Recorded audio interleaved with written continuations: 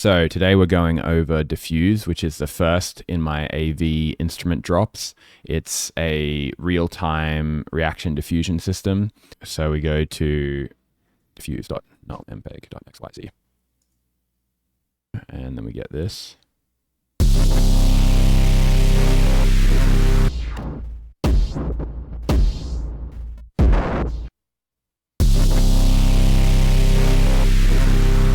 So this is Null Diffuse, the real-time reaction diffusion system. You can upload your own audio, you can upload your tracks. It's an audio-visual instrument that you can control in real time. It runs in your browser, and let me show you how some of it works. So there's a whole lot of parameters over here that you control. First of all, there's the audio. You've got the volume here. That takes it all the way out. You've got these different frequency bands here, so you can adjust the low gain, the mid gain, and the high gain. The main case would be there's too much low, and then you want to pull the low gain down a bit, or you can pull the low gain up. And you can see you get more of these sort of like effects because the different frequency bands are mixed to different things. But this will just like push more of the low frequency band. Or if I push the high, you can see it changes the visuals based on that. There's these three controls here: audio contrast, onset transient, and spectral flux. These are because everybody likes to squish the fuck out of their tracks and clip their master buses. It becomes sort of hard to get dynamics and get like really interesting sounds. So when you're uploading your tracks, if you do have like uncompressed or unlimited wave files, they're gonna work a lot better. Onset/transient is really helpful. It'll just make everything a lot snappier. Like you can see sharper movements in relation to the sound. Next thing, there's audio flow. So there's sort of like a wind that occurs over the simulation, and the audio flow is going to tell you how much that is affected by the sound. So if you turn it off, the reaction diffusion system is going to be pretty like static. It's going to stay pretty similar, but then you turn audio flow up, and you can see the wind that reacts across the system adds a whole lot of movement based on the audio. Anyway, I like to tend to keep these at the defaults, but you can mess around with them to make your audio line up exactly how you want it to. So let's get into the other controls. So the background, so there's different versions of the underlying elements of the simulation. So if you adjust the ramp noise, you're going to get if you go to ramp side, you're going to get very circular structures coming out. It's going to be like all these circles appearing. And then if you go to the noise side, those circles will disappear and you get more like randomized patterns. You can see it's happening right now. You get randomized patterns based on noise equations. And then you can change the scale of those noise equations. So if you pull it up, you can see the background. You get more dense patterns at higher values, and then you can stretch it out right down. You can't go right to the bottom, otherwise you get nothing. But then you get much larger structures when you get the noise scale down super low. I like to sort of keep it in the middle because like a little bit of the circle I think is nice, and then I think you just get more pleasing results that way. So next thing, you've got these two blur sizes. So if you know anything about reaction diffusion, you know that the blur is super important. So this really changes the shape of what's going on. You can see if I push this one really high, you get these more longer line shapes. You bring it down low, it sort of breaks up more. And this other blur really controls a whole lot. So you can sort of get into more classic reaction diffusion kind of looks with this. The higher you put this, the bigger structures you're going to make. Pull this around a little. And yeah, you can make these very large, interesting patterns using this. And you can see it still obviously reacts the whole time, and your audio controls affect that still.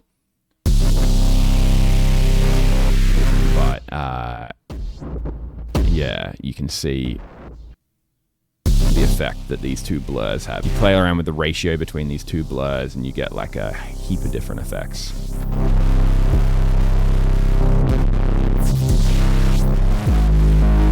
So you can get things really broken up. You can put them more on the noise side or more on the ramp side. You get that more circular look. I mean, it tends to look better down near the lower end just because you get that extra like complexity. But you go right down to the lower end of both of them, you get like very broken up structures,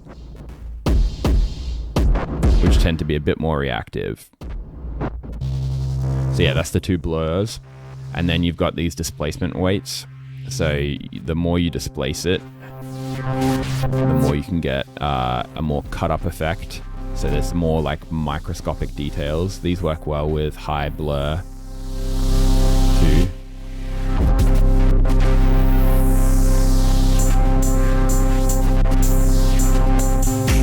So that's sort of nice effect that you can get there. Then you've got this noise to scale, which controls the scale of the displacement effect. So the higher the scale, the more micro details, the lower the scale, you can see you get larger structures. It's same with the other noise. You get these big structures that react nicely like that with the higher displaced weight. And then if you change the scale back up, you get smaller structures happening, more cut up structures. That's those two controls. Now for the super obvious controls, you can start translating this. So the more you pull this one direction, the more translation you'll get in that direction.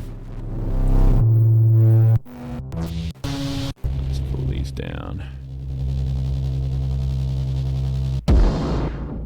So you got the translation in the X. And then you can translate in the other direction too, obviously.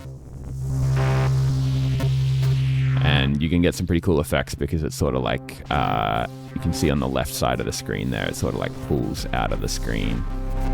You can hide this, by the way, too, so you can get your full screen views and bring it back. So then, obviously, we've got the translate in the Y dimension too.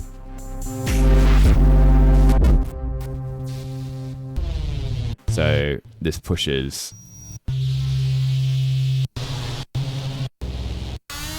up and down in the Y.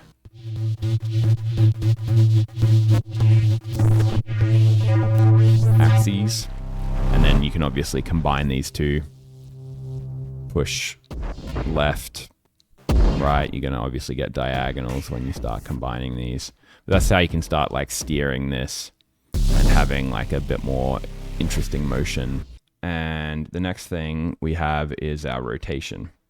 So you can control how much it rotates around the center axis. You can get very quick. You can make a nice little whirlpool like that.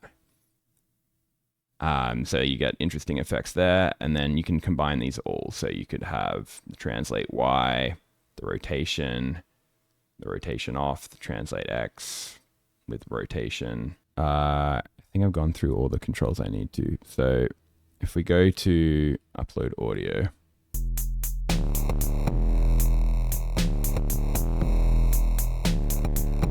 Okay, so now you can hear that it's using this new track.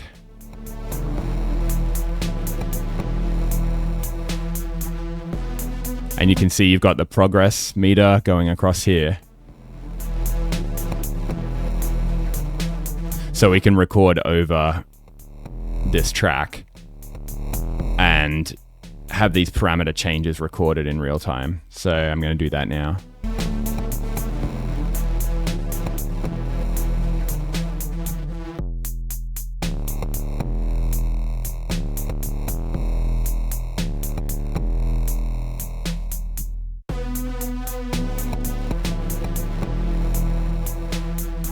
And so when I hit stop recording, it stops recording, obviously. But you can see these little changes that I made have been recorded and are stored.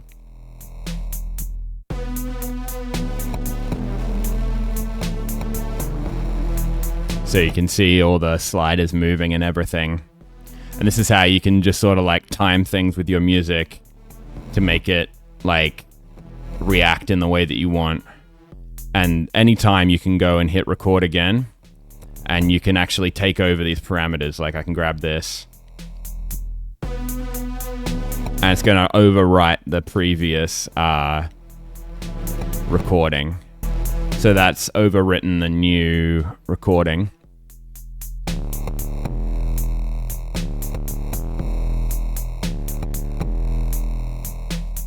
So if we say, all right, we like that. So then what we can do is we just hit export, and you get this nice little export dialog come up. And it reaches 100%. And then it'll come up with a downloadable version. We hit save that. And so now you've got that downloaded version. So you can click on that. And here we have it.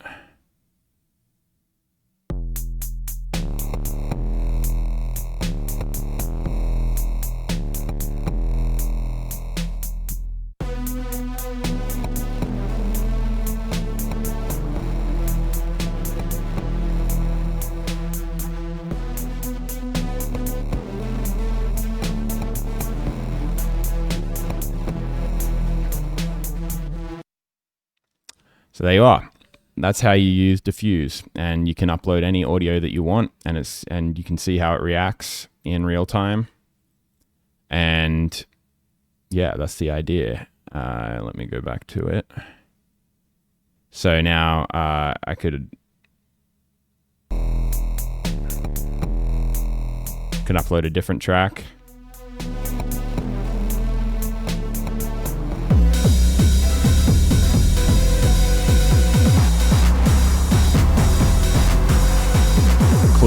Clear all this.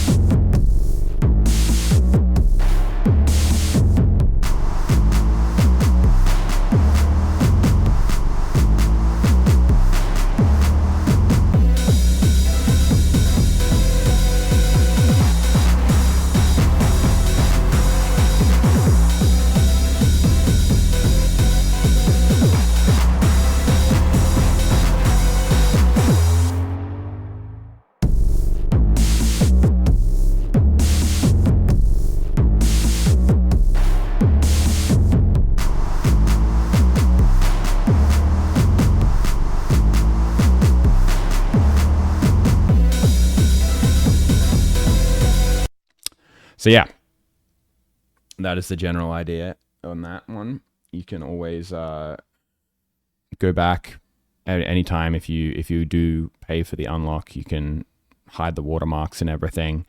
And I'm excited to see what you make with it. Oh, just one note, the recording will not record these audio parameters. So you can't record changes to these, but that's sort of by design because you don't really want to.